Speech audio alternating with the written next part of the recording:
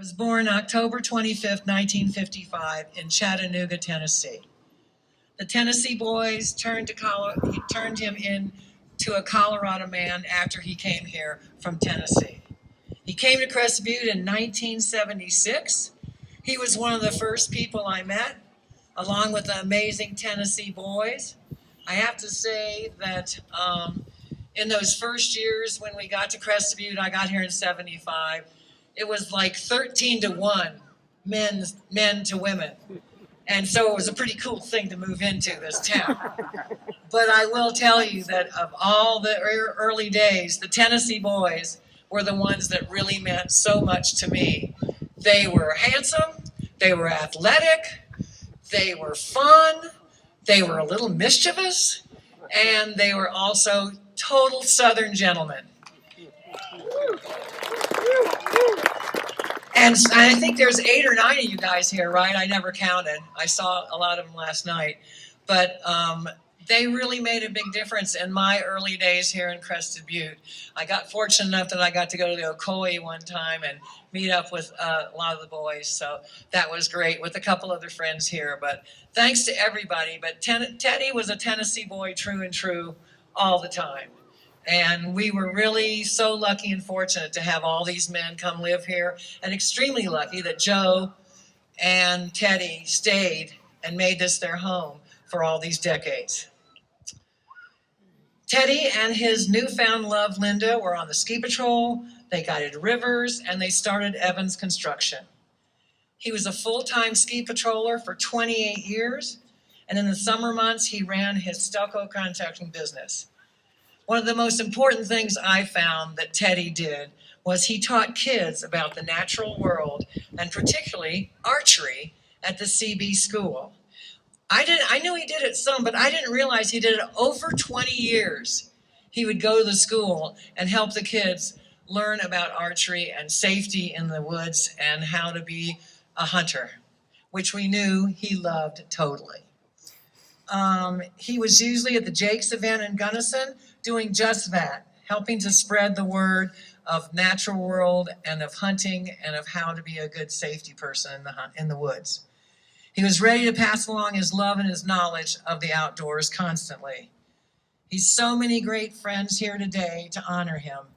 He loved his boys and spent so much time recently even building a cabin in Irwin with them. He married Linda, the love of his life, in 1985. Some of you were there. And we're happy about Owen and Les doing the music today. So please, as I heard Tony say a few minutes ago, this is a joyous occasion. We are celebrating a wonderful man. So let's just remember that's what we want to do today. So Linda.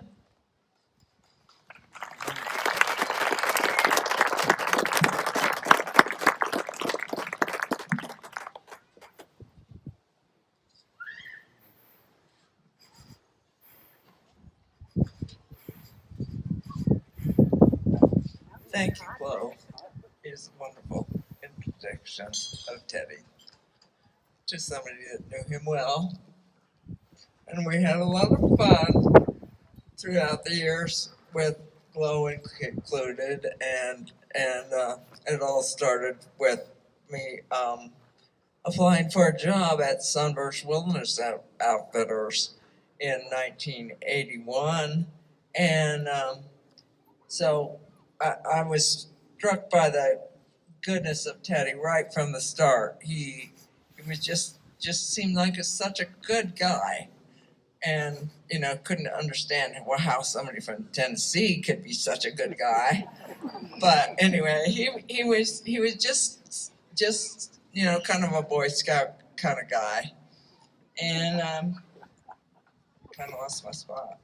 He became my mentor on the river because I was kind of afraid of the water, and also in telemark skiing when we came back to Crested Butte. And we had a lot of fun doing the races in the early 80s. And he was really passionate about wildlife, as you all know. And he was always ready to talk to anybody about it, especially turkeys. which, you know, you could get a little tired of that once in a while. And as soon as elk season was over, the turkey season started. And he was always ready to help in any way he could, especially when it came to wildlife for kids. And in his last turkey season, he did not get a bird himself, but he guided two young men to get their first turkey, so that made the season all worth it for him. And he was happiest in the woods or in the field hunting something. Anything that moved, basically. Not humans. But his family was really important to him, and he would do anything to make them happy. And he taught Sam and Isaac so much, and to always do their best in anything in the world. He was the best dad to them, and he took care of me and always wanted me to go along, even though I wasn't totally able to do it in the later years. He dragged us all over the country to turkey hunt, everywhere from Florida to Oregon to New York and parts in between. And I will remember these times forever. And we're lucky to have everyone here to share stories and memories of Teddy and celebrate the amazing life he lived. We will miss you, Teddy.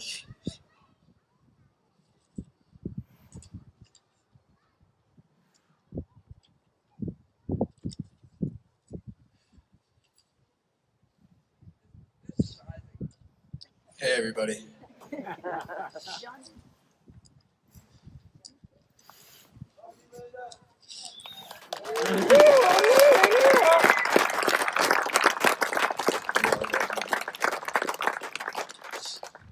It's amazing seeing all of you here today, all you beautiful people. It's filled me with gratitude and love, and words can't express how much it means to me, my mom, and my brother. I'm gonna miss you, Pops.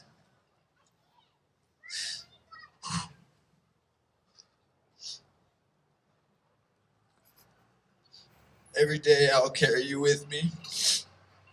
The memories I made with you, I'll cherish forever. I'll miss your joyful and loving and kind spirit. No matter the struggles I go through, I'll always stay on the sunny side of life because you instilled that in me. Every time I feel the sunshine on my skin, I'll think of you. Every sunrise and every sunset, I'll think of you and the countless we witnessed together. Every turkey gobble I hear, I'll remember the face you would make at me when we heard one. Every powder turn I make, I'll make with you trailing me. Every trail I walk, I'll think of two sticks. That's his trail marking method. Every time I see a sandy place in the sage, I'll look for an arrowhead. Every elk I hear bugle, I'll bugle back. The fact is, you'll be there every step of the way. We will carry you with us forever, because I know you're watching over us and live within every soul you touched. Till we meet again, I will carry you.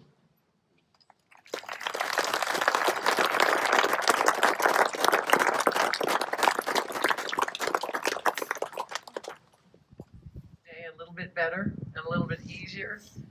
And so I appreciate all of you for doing that and for all of you being here, particularly for Linda and Sam and Isaac.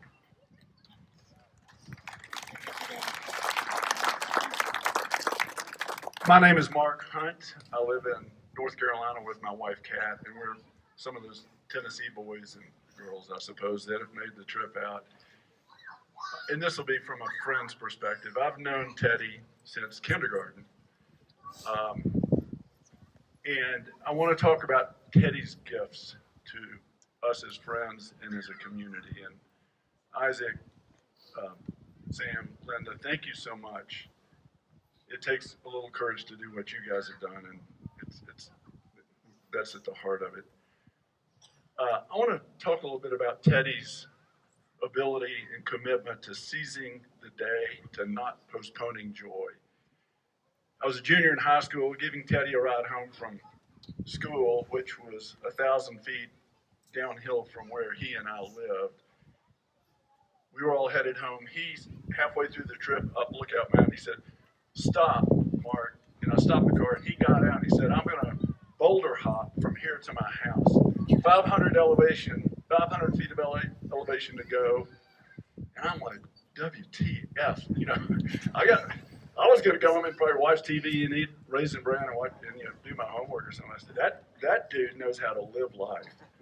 And it changed me a little bit that day, and Teddy's changed me ever since. On that theme of seizing the day, seeking adventure, about 3 years later, Teddy was the leader, the inspiration for the Tennessee boys, people from Chattanooga coming out here. And over the next 4 years or so, there were probably 12 or 14 of us that found our way here and lived on and off and have stayed hooked up ever since. Linda mentioned going to the Ocoee River, where most of us worked in the summers as raft guides. And Teddy actually helped inspire people in Crested Butte to come work there as raft guides. And so people had never been east of the Mississippi. Jill Barr, Kimberly Shapert, Gretchen Snyder, others that are here today, packed up and came east. So it was Crested Butte Mobile back there in Tennessee. But again, I think people looked at Teddy and said, it's okay to take a break from college and go be a person in Crested Butte, or it's okay to go east of the Mississippi and be a raft guide in Tennessee. Another gift Teddy gave us was a get it done attitude. When I was 20 years old, Teddy called me up, "Mark, I need your help cutting firewood." I'd never cut firewood, but going out with Teddy and cutting and splitting firewood and delivering 2 loads in a day was like the biggest athletic workout I've ever had. And some of you have no doubt shoveled snow with Teddy off roofs, done patrol routes. If you're really unlucky, been on boot packing crews up on the mountain with Teddy, and those were workouts as well. I was on the lift just last winter with a guy who's 25 years old. He said, "Yeah, I've been shoveling snow." And I said, "Well, you know a guy named Teddy?" And he said, "Holy shit, Teddy Evans? He's 65 years old. I worked with him yesterday, and I was more tired at the end of yesterday than I've ever been, and he shoveled twice as much snow as I did." Teddy was generous like nobody else. And these are things, I'm so lucky to have had the life I've had and be plugged into this community. And all these things I feel like Teddy taught me. Teddy was generous. Anytime there was an opportunity to go somewhere, do something, Teddy made it happen. You couldn't come to town without going to dinner at Teddy's house, eating wild game. He would give any of us here the shirt off of his back anytime, and that's deep friendship. He was loyal. If I would go a year or two without being in touch with Teddy, the moment we reconnected, it was like old times, and he was loyal in very deep ways to every friend. And all you got to do is look at the refrigerator in their house to see all the photographs. And many of them are friendships going back to high school and beyond. And there's so many people there, or maybe 15 people that have traveled here that were old friends that maybe haven't seen Teddy in years. And last night we were together over and over. They talked about how deep their friendship was. Like not many friendships in life. Mark Riemann had a great editorial in the paper here this week about community. And Mark helps us understand how important community is as we move through all kinds of crazy times like affordability of housing and COVID and everything else. And as I read what Mark wrote, I thought about how does community form? And community forms from people and people's values and people's gifts to other people nearby. And when I think about the Crested Butte community and how great this place is, and as Glo said, how incredible a moment this is, I think of Teddy Evans having built been a key builder of community and the richness in all of our lives. And Sam, Isaac, Linda, Sophia, I'm so happy that you're here to feel the warmth of friends and of community, and we'll be here. And you guys know that. We've said that over and over, but there is so much love here for you guys and for all of Teddy's friends that are experiencing grief now.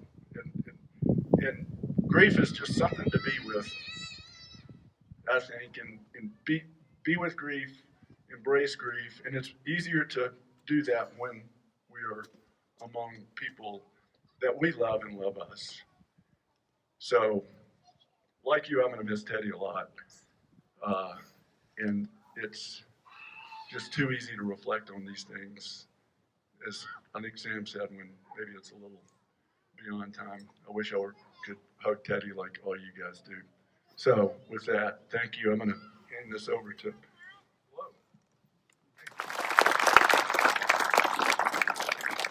Okay, I know there's some great stories out there. There's no kids here, just to let you know, if you want to tell some of those stories, if you know what I mean. Anybody else? Okay, great. Please introduce yourself too, because some people might not know who you are. And everybody looks a little different with sun hats on and things. Thank you, Chloe. Hi, I am Teddy's first cousin, a Tennessee girl. And my mother and Teddy's dad were siblings, and my name's Mary Jane Thomas Ruck. I was an only child in a big family, and so all of my cousins kind of took me under wing as the sister, including Teddy. He thought he had a lot of fun things to teach me. And one of the things he taught me was what it could have been like to have a mischievous, obnoxious older brother. So from time to time, I would spend the night at their house. Teddy's younger sister, Laura, and I were in the same grade. And I would spend the night up on Lookout Mountain, particularly if I had a date who was from Lookout Mountain, which made it more convenient. So one night I had a date with the son of the headmaster of the girls' school I attended. And I'm upstairs getting ready, and it's time for my date to be there. And I kept wondering, well, he's getting a little late, but okay.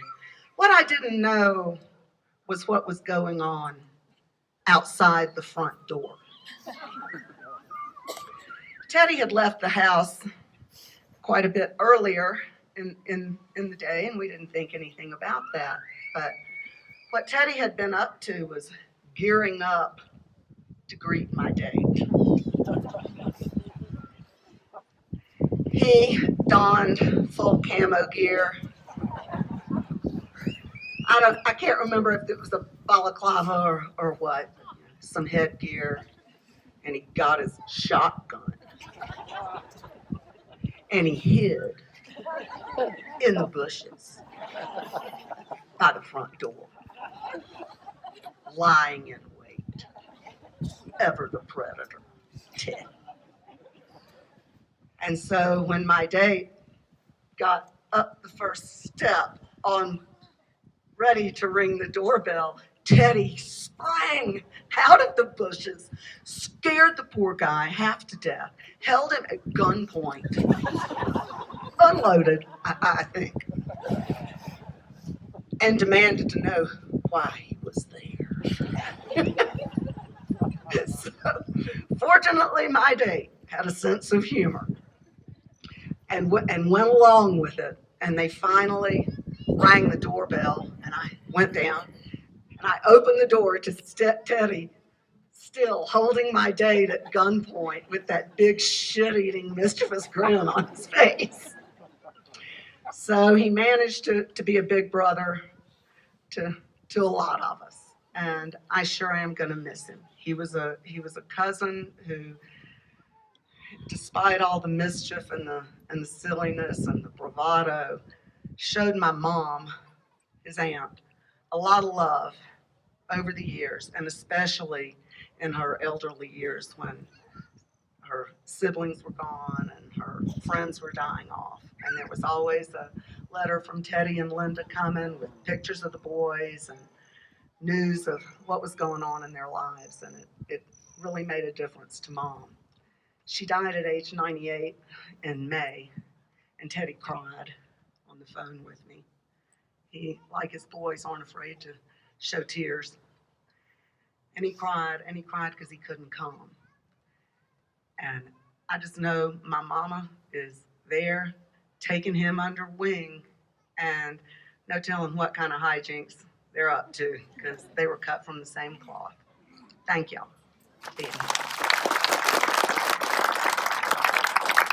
Visions we're not going to get out of our head, right? We're going to always remember that one. That's great. Thank you. Anybody else? I know there's a lot of you out there. Okay, good deal. Good. Yes. Joe Smith, Teddy and I connected in the summer of 1977.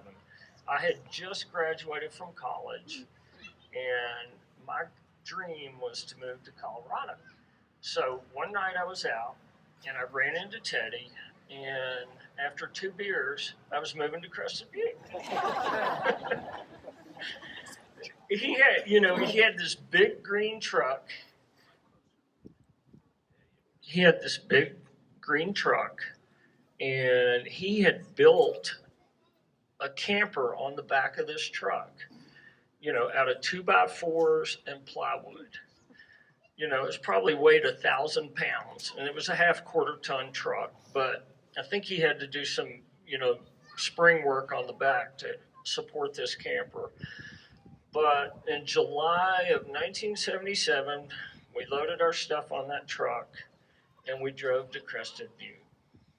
Along the way, we stopped in Colorado Springs and did some rock climbing in the Springs area. And then I still remember driving up the valley into Crested Butte.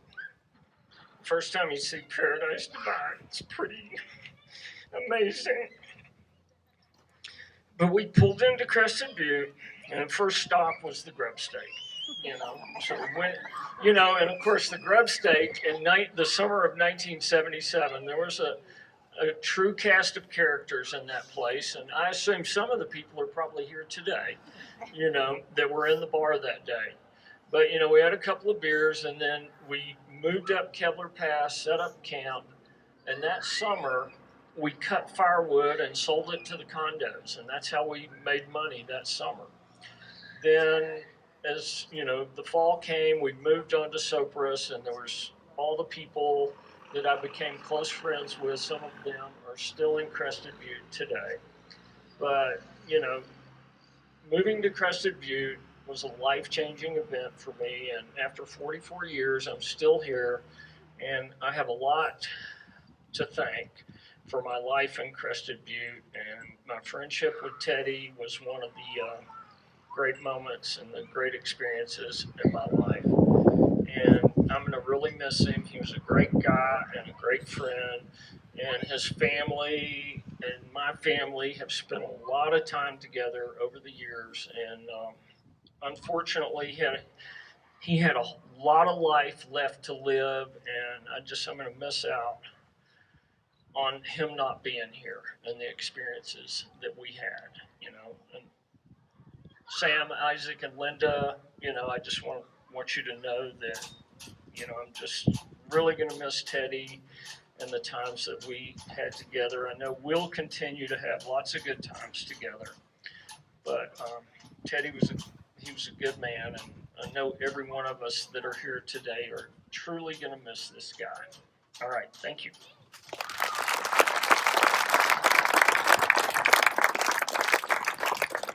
Come on up. One of the early Tennessee boys that came, didn't kind of live here, but came anyway. Hey, my name is Ralston Wells. I've known Teddy probably since Mark knew me kindergarten. I probably knew him in nursery school. And Teddy has always been stubborn, bullheaded, but he's always been a guy that we loved. I mean, he would put his attention to something and it would happen. We fished ever since we were like 7 or 8 years old, hunted together. Doug Bullard is out here somewhere.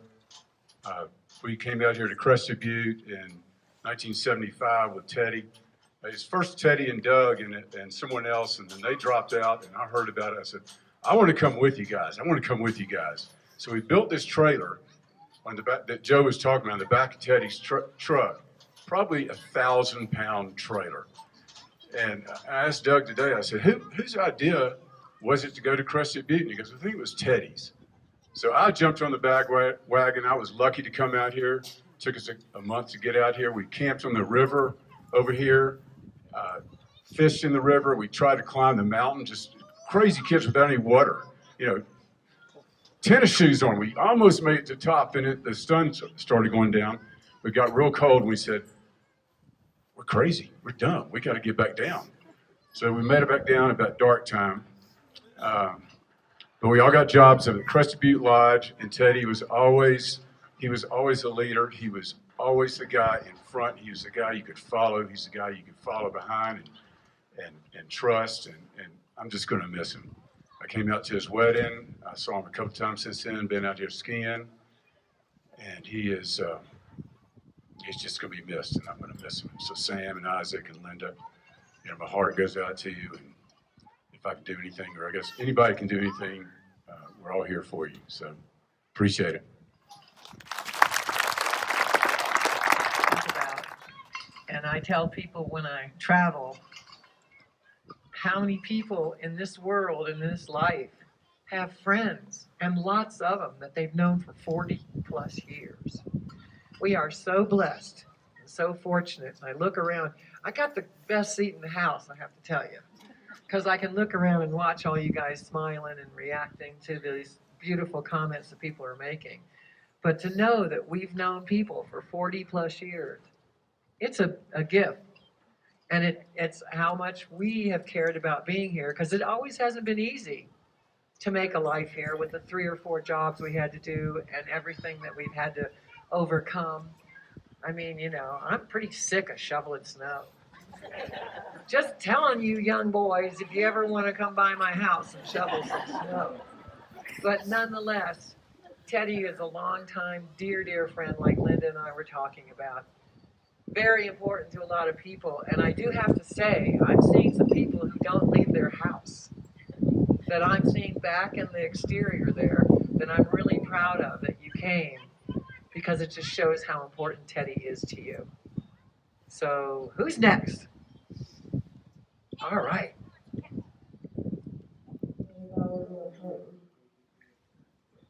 This was this spring.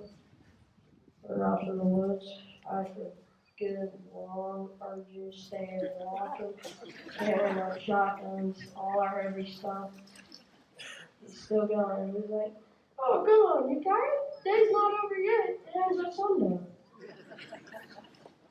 Well, we're getting skunked, getting tired, already getting in the truck and leaving. I'm like, oh, I think I heard something. He's like, oh, BS. I'm like, no. He says, okay, fine, we'll give it a chance. Well, we waited by the truck, and then all of a sudden his eyes go like, I heard it too. Well, as soon as grab the guns, load them up, we're off. Go off into the woods. And a little later that night, pull up here, and shirts are all blood stained. We got turkey in our hands. Well, I read a poem in a book this summer that makes me think of Teddy, and I think I'm going to read it. It's from the book The Education of Little Trees.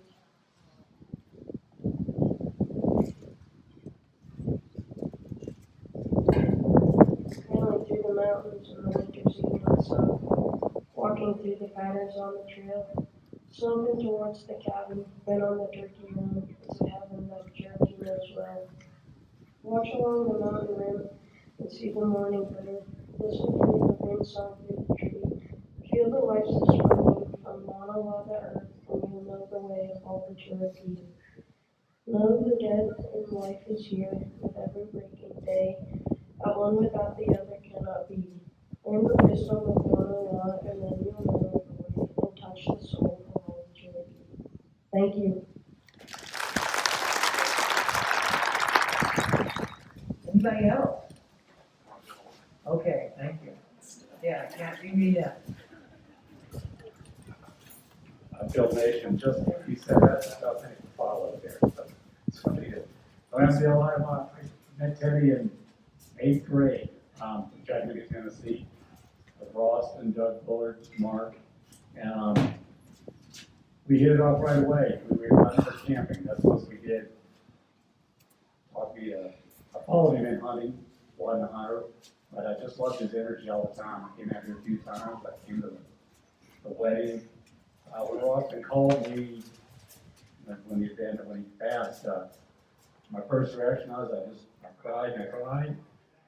And then I started laughing because his energy came through and the power he had and just the energy he had. What a blessed life.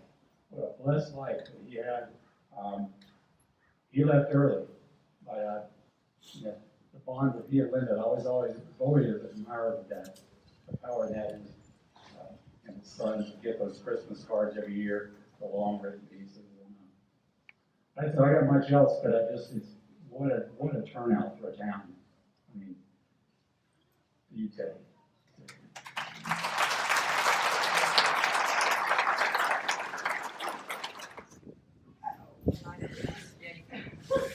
Absolutely. I was going to stay in my seat and shut up. I married a Tennessee boy. And I just hear like that. Someone can tell me, I said, Teddy. And he had to hear. So he was talking turkey. He occasionally would take me places skiing that I probably didn't need to go. I was never a very good skier. But I was skiing someplace one time, a little over my head. Someone destroyed last night. And got out somewhere, and it's like dropping off just past me. I stopped. I didn't feel like I could go and make a turn. And so, up here, I thought, I'm going to do that turn. Here I get about here. And then he goes, oh, God, whatever you do, don't fall now. And I said, your timing is impeccable. Oh my God, many stories. There's one more I'm going to share here. My cousin and I lost a son about 5.5 years ago. 2 months later, we came to Crested Butte to heal. And first thing we did was go to Teddy and Linda's house. Teddy's in the kitchen. He came over and hugged me. And I found myself consoling him for 5 minutes. He just cried and cried and cried. And thought of that when you were talking about Peggy. I mean, my God, that tough son of a bitch had the most tender heart of anyone I've known. And it occurs to me that the path to eternal life is when you have this many people with this many wonderful memories and this much love for a person they live on from that.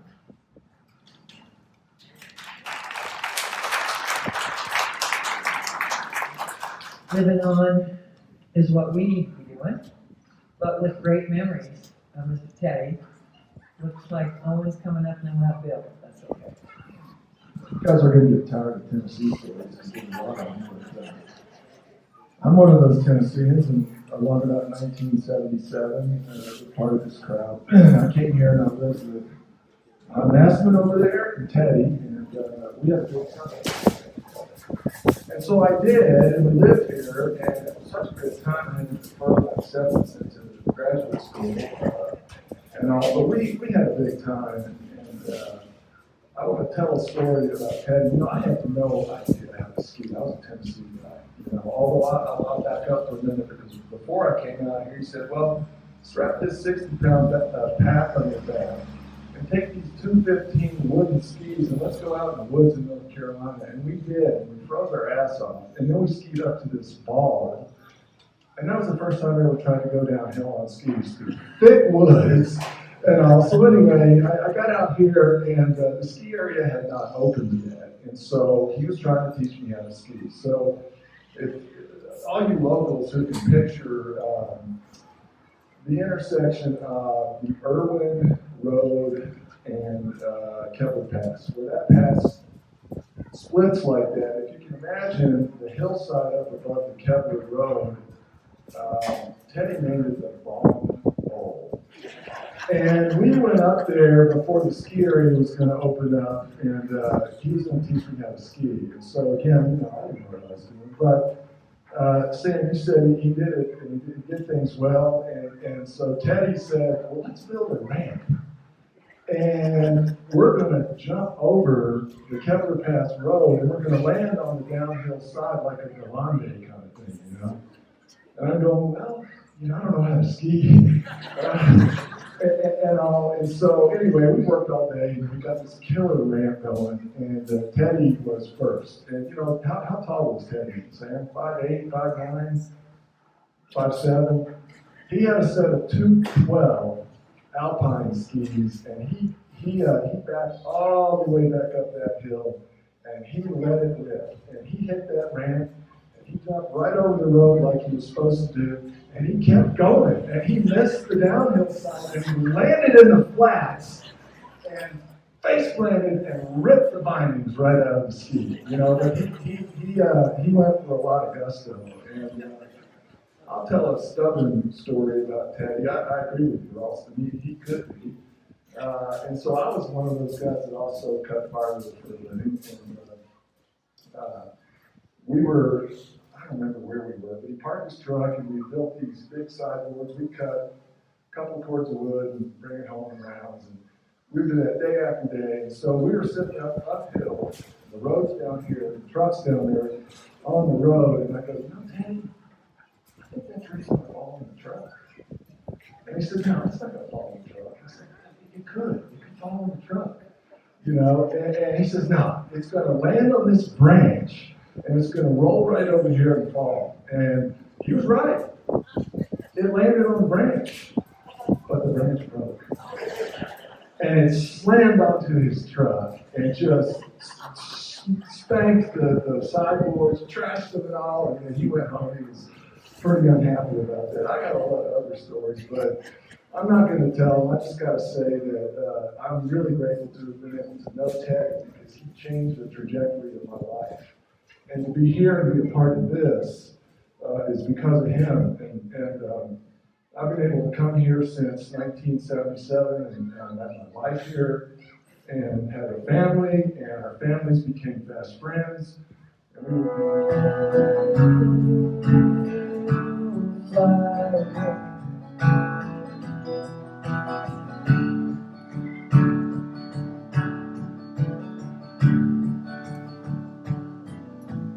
don't remember the last time I saw you. Maybe that was you flying so high. Yes, thank you. Thank you.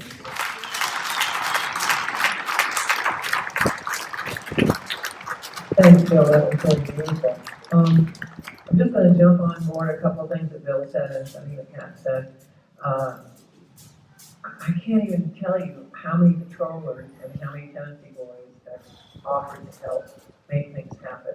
It's a true family spirit, and so I had not recalled until you said something, Kat. But when you lose a kid, sometimes people really know how to tell you stuff. Sometimes people don't. And so the first time I remember seeing Teddy after I lost Cassie, he totally knew what I needed. And I can totally relate to your story about how he embraced you and how he made you feel. I look here and see each other's kids. I see all the kids out here, and it's a wonderful thing to know how important we all are to each other. So, thanks. Sorry, Tony, I took away the joy from it, but I had to cry. Anybody else? Anybody else at all? And then there's plenty of time to tell stories. Okay, yay. All right. Or Gomer. Teddy was always one of the boys. He would always refer to us by our nicknames. Sometimes he would even call Isaac Ballsack. For those who may not know this, Isaac is actually named after his dad. Teddy's Theodore Isaac Evans III, and Isaac is Theodore Isaac Evans IV. Isaac, you will always be Gomer the second to me. I love you, Sam and Isaac, like brothers, and I love Teddy like a brother as well. We fight, we hold grudges, we make up and we laugh about it later. And there's a song about Leonard Skinner that reminds me of Teddy, and it's called That's How I Like It. Maybe we'll have Deadhead Ed keyed up a little bit later for us. We'll see. And the song reminded me of Teddy, and it reminded me of freedom, it reminded me of being a rebel, and I'm proud of who we are and how we live here in Crested Butte. Some other things I'd like to share with how Teddy liked it. Sometimes Teddy liked his beer lukewarm.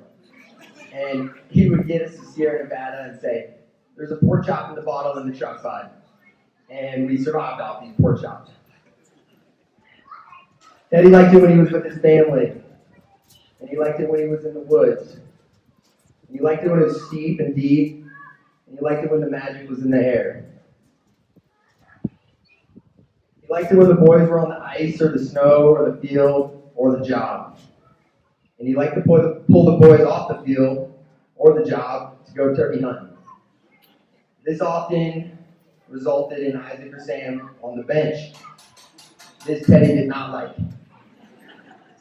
One time, I would like to say it was on this field, but it was over at the high school. We were down by 1 goal, and it's like 2 minutes left, and this game is important. I'm huffing and puffing. I get pulled off the field, and coach, you got to put Sam in. We're tortured enough. It's not just Sam who's suffering here. Come on, let's win this game. And Dan said, okay, let's go. Sam, get in there, and Sam got down to the corner. Lenahan fished him one to the point. Boom, upper cheddar, we're tied. We got 1 minute left. Boom, kick off, give the ball to Sam, Sam puts it in the back of the net, we win the game. These were things Teddy liked. Teddy lived for this shit.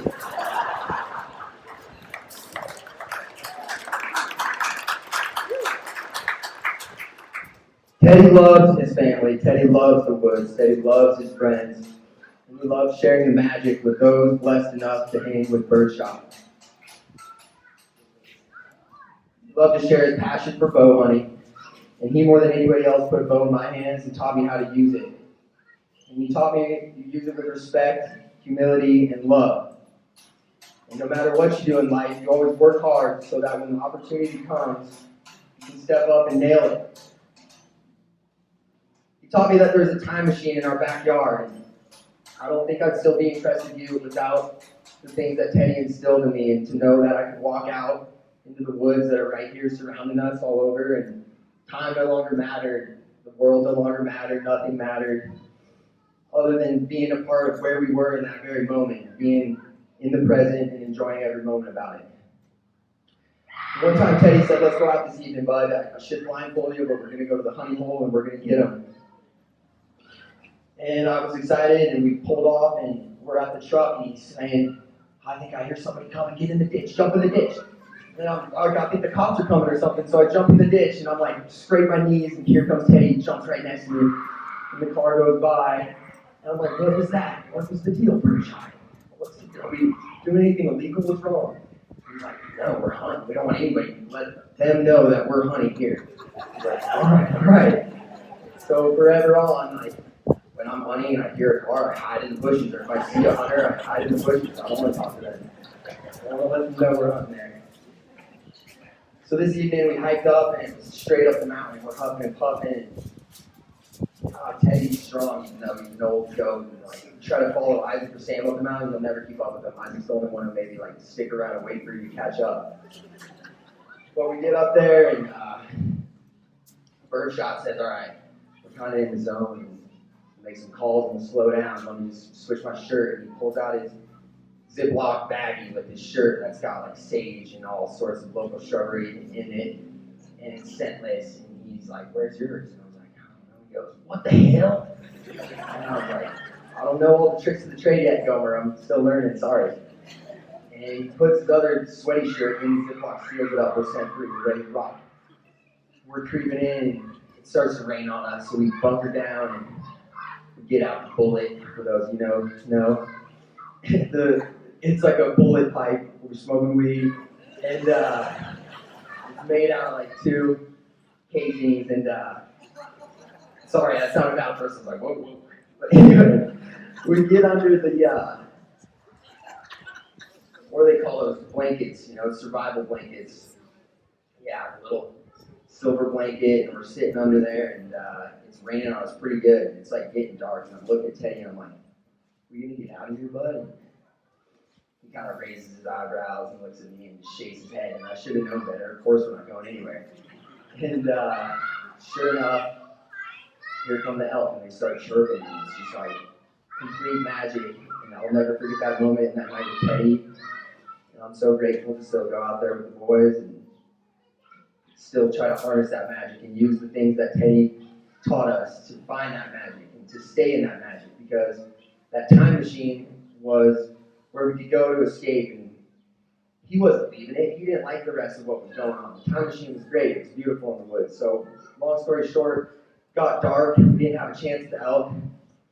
Back down to the truck, and we start, immersing in that moment and talking about what just happened, and then we start telling stories about other times, and before you know it, Jim Beam's done, and I'm going, Teddy, how the hell are we going to get home? And he looked at me and he said, what the hell? We are home. I said, all right. He goes, I got an extra sleeping bag. Here's another pork chop. Throw it with that. And that's what we did. We slept in the truck and we went after the elk the next morning. Another time, Teddy had me first time turkey hunting, and he sits me down in the bush and he gets me all set up, and I'm adrenaline's through the roof because the turkey's over the hill. And I'm scared, so scared. I'm trying to stay still. And Teddy goes back and he starts calling, and I'm shaking, and I'm trying to look down the gun and be calm. And it seemed like an eternity had passed. My hands numb. I feel as though I've been staying stiller than I ever have in my entire life. And I was sure 5 hours had passed.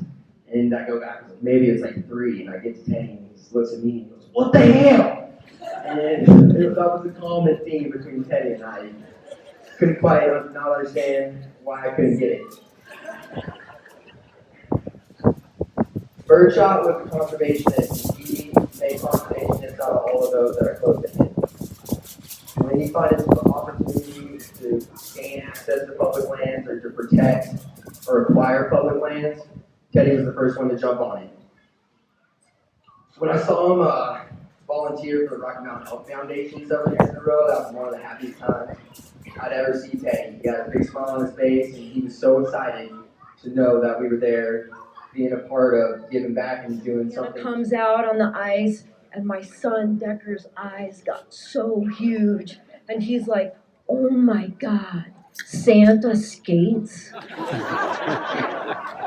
And it was just a remarkable moment, and it just shows how much Teddy loved the kids. So following Nick is really hard, listening to all you kids talk. I was a kid when I started ski patrolling at 21 years old or whatever it was.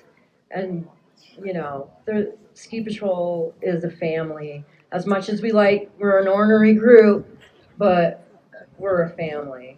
And Teddy will be missed, and we love you guys, the Evans family. The ski patrol loves you guys, and Teddy was a big part of my ski patrol life. So thank you. I forgot to mention is some of the older kids actually recognize Teddy, and they're like, hey, is that you, Teddy? And he's like, oh no, ho ho ho, like Merry Christmas. So the next year, Dad couldn't be Santa. So he comes to me and he's like, hey, Isaac, guess what? And I'm like, what? It's like, you're gonna be Santa this year at the Christmas party. And just as he said, I was Santa that year. I don't think the kids recognize me. I hate to change the subject, but enough about this hunting stuff. I'm going to talk a little bit about boating.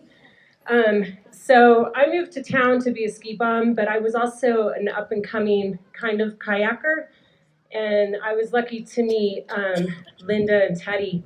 So Linda has this raft. It was like a 16-foot Avon, and she was lucky enough to name it when she was running the gems down in the Grand Canyon. And I don't know the exact story, but I remember just being like, eyes were like saucers, and I was like, do you want to go boating? So all of a sudden, Danito, I saw him.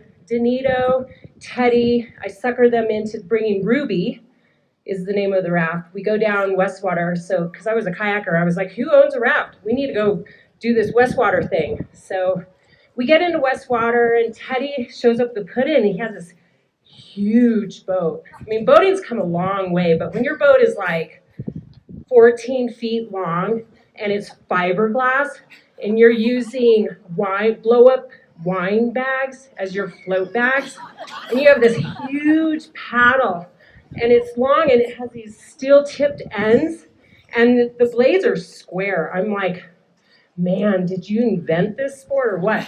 So he put on his helmet, and it looked like a big dinosaur egg, like cut in half. He puts it on his head. He's like, let's do this. Luckily, Donito was in charge of the rafting part of it, or we would have never had food that night. So we go through the canyon, and I don't know if you know Westwater, but there's this awesome hole in this rapid called Sakatumi. And I just remember the whole day, like my mind's going through this mind game of like, okay, this is my day. I'm going to get in that hole. I'm going to go into it. I'm going to get thrashed. I'm going to get thrashed. And Teddy, the whole way down, he's like, he eddies out right next to the hole. He's like, you first. I was like, hell no. So he gets that shit-eating grin on his face. You know that one. And he looks at me. He looks at the hole. He takes his big, long boat, and he goes into it. He just starts surfing it like a dream. Like, I was like, who is this guy? Man. And then he gets flipped, and I'm like, holy crap. Is he going to come back up? So then he comes back up, and I was in complete awe. Not how he surfed, not how he threw himself in the hole, but how his kinky curls, his hair was still dry. You know those tight curls? Well, anyways, I'm so happy I met Teddy, and now I have the Evans boys, because I have two young boys who I was like, you know, who's going to teach my boys to hunt? So I might be knocking at your doors, especially archery hunting. And I find it quite ironic that we each get, you know, we have these turkey feathers, and Judy Thies taught me that in a healing, if you just start flapping your turkey wing, it creates this high vibration, and you can really like cleanse your aura. So don't be afraid to do it, people, if you need it. It brings strength. Every bird has a different vibration. So here's to Teddy.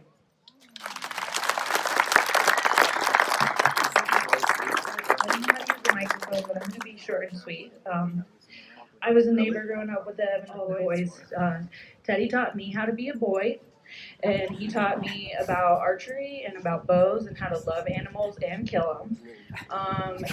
He taught us about Maker's Mark, and he taught us about just a whole lot. Oh, we had a whole lot of fun there, and you could sit in the boys' garage, and soon enough, someone would show up. It might have been an Evans, it might have been one of the other boys, but we were all there. I think we all have a pretty special thing. All of you guys know it's really hard to replace, and so we're all lucky to be here together, and it's just love compounded. So you guys have all taught me a lot, and I just hope that he can live through us in that way, and I love you guys, and I love this place, so thanks. Well, hello. It's nice to see you all under these circumstances. I'm going on the theme of what Teddy taught me as well. And he taught me to love animals and to kill them as well. Sarah Fold was one of my very first friends and roommates when I moved to town, and she introduced me to the Evans family. And Miss Linda thought she was the toughest nut that was when I first moved here, besides Sarah. And she then introduced me, or Teddy introduced me to my lifelong friend, Clifton Garland, who's made the trip. And we raised our Goldens together for many years, and that's been fun because he's taught me about all that. But mostly, he taught me that I was left-eye dominant and I was shooting my bow wrong for many, many years, like my entire life.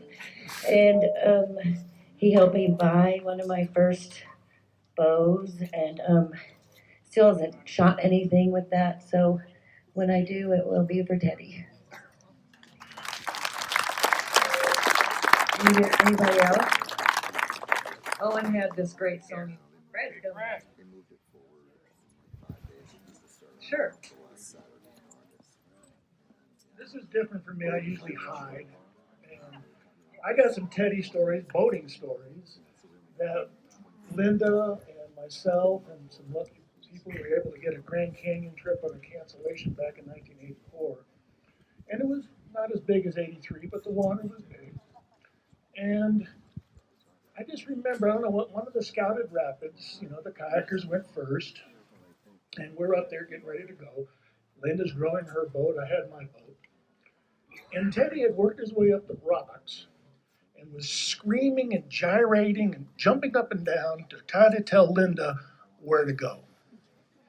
And we're looking at each other, we can't even understand him. With big rapids, how do you hear?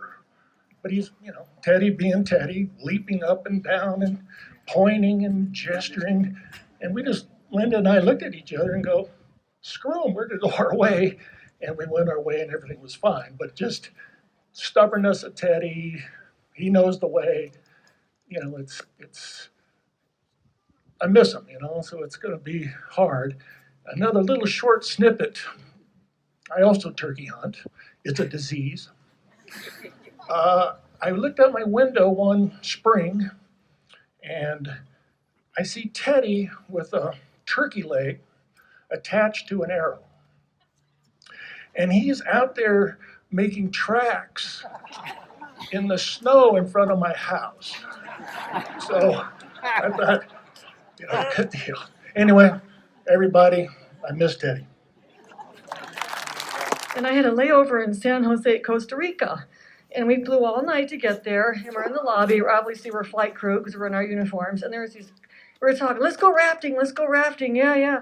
There was this group of people over there, and they were kind of listening in to us. And this guy walked up and he says, I hear y'all talking about you want to go rafting. And I was like, yeah. And so I said, we're going rafting. You want to come with us? And I go, sure. And my crew's like, wait a minute, not so fast. So I said, well, do I know you? So I started talking to the owner of the airplane. He owned a hospital in Memphis, Tennessee. His pilot was from Memphis, Tennessee. He brought a raft guide down with him who's from Chattanooga, Tennessee. I go, Chattanooga, do you know my brother-in-law, Joe? No. Do you know Teddy Evans? Yeah, I know Teddy Evans. Like, no shit. So I ended up going rafting. This guy, they knew a guy who was at my sister's wedding, you guys. This guy's legit. We got to go. So everybody went to bed, and I went rafting with them. Oh, raise your hand if you're old enough to ever flown on a 727, because that's what they flew it down on. Anyway, so I went rafting, came back to the hotel. Thanks, Teddy, for that. I never would have gone. And then all these feathers, I just blew it. All these feathers that are here, Isaac and I picked out some feathers before we went to a wedding in North Carolina. And we went rafting on the Ocoee, and I asked the raft guide, can we do a little feather memorial for our friend? And they were like, yeah, sure. And I thought he was going to pull over at some random spot by the takeout, and we put him in the rock somewhere. All of a sudden, he whipped the raft around and went up on these rocks in the middle of the river, And there's no street access, and Mark knows exactly where that spot is. And Sarah Smith put the feathers into the dirt, and all the other rafters went away, and we had our little memorial, and we cried and hugged. And so he does have some feathers on the Ocoee River as a memorial. So take those feathers someplace really cool that reminds you of Teddy and stick them. They're going to be all over the place. And so thank you. And I have these for all of the family. Thank you.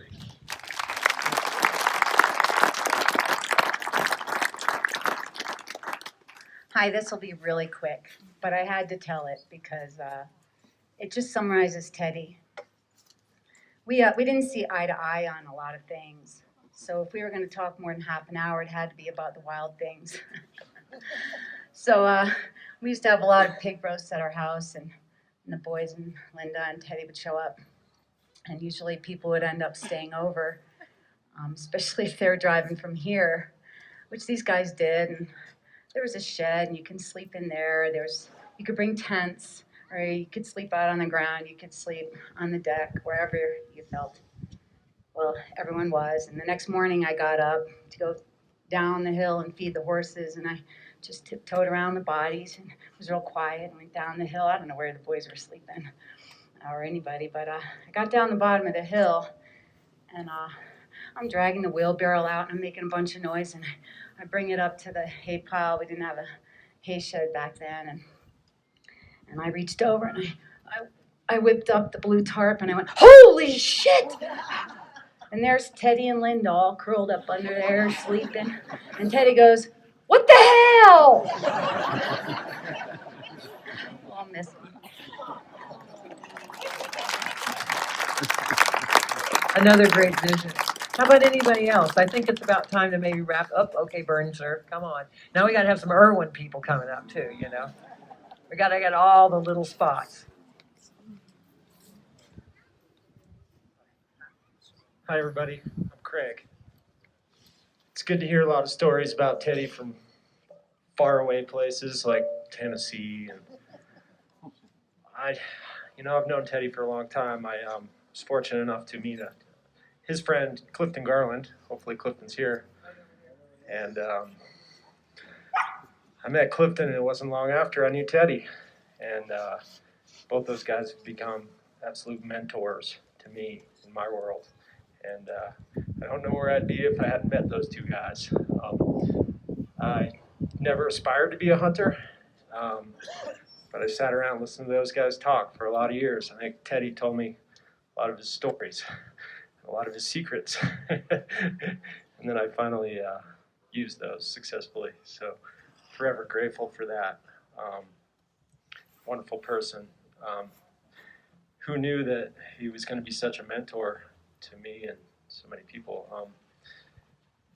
Going forward, he's still a mentor to me, looking at these boys and how they've grown up, and it's just beyond awesome. I love these guys, and think about you guys a lot. And I just wanted to share a story from last summer, which was pretty funny. Hopefully you guys get some laughs. My friend Caitlin, hopefully Caitlin's here too, she acquired a small bear that we were to eat, and never really had bear much before. And suffice to say, it's not my favorite thing to eat, but I remember we had bear tacos. Well, this little place we hang out at, it's called Irwin, Tucky. It's not really Tennessee or Crested Butte, but some of you might know about it. And anywho, the bear was not the biggest hit, but I will never forget looking over at Teddy towards the end. And did you guys know that there's a world record for bear taco eating? And I think your dad takes the record. I'll never forget him with his head cocked to one side, just shoveling in bear tacos. I don't know how he did it, and I'm not sure how you did it the next day either, Linda. But yeah, we're gonna miss that guy a lot, and things will never really be the same without him. But like I said, we got the boys and we got Linda, and I love you guys a lot. So here's the Teddy. Year for those of us here in Crested Butte. As was mentioned before, we've lost a lot of friends, and it's been really hard, and it seems like we've been doing nonstop memorials for quite a while here. But I find that one of the greatest themes about them is the joy that it has brought some of us to hear these fun stories, to have people open up their hearts to us with letters to their loved one, and all the different wonderful things that have happened, and all the beautiful people that have come through here. So I guess I'm wrapping this up with saying this is a phenomenal community. Let's just keep the heart and soul of it here. No matter how some things are changing, we are the heart and soul, and we are the community of this place, and we will keep it real, and we will keep it loving, and we will keep it caring, and we will keep it the place that we still want to be. So thank you, everybody, for being here, and thanks for being who you are. And finally, let's all remember to support not only Sam and Linda and Isaac, but all of our other friends who have lost their loved ones. Let's keep them in our hearts, let's keep them in our minds, and let's keep talking to them, making sure that their world is going as best as it can, because we need to be there for all of them, just like you guys were here for Teddy today. Thank you, everybody.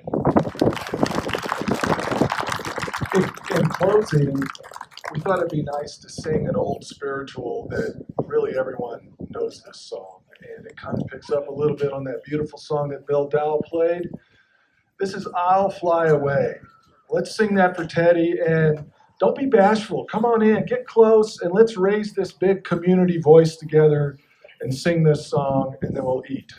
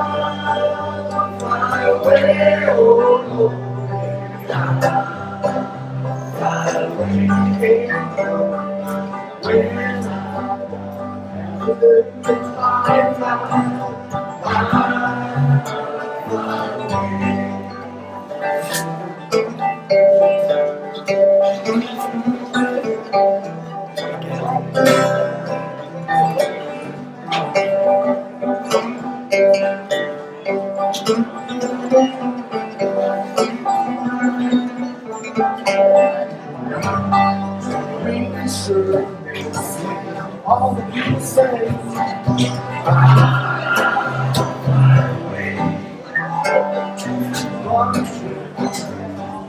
once again,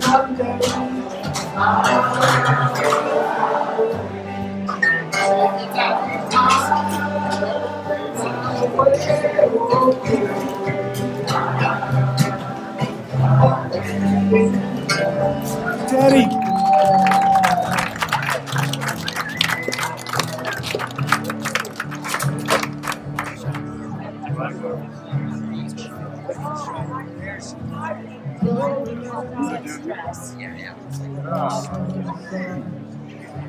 Doug Woodward's here. You see Doug?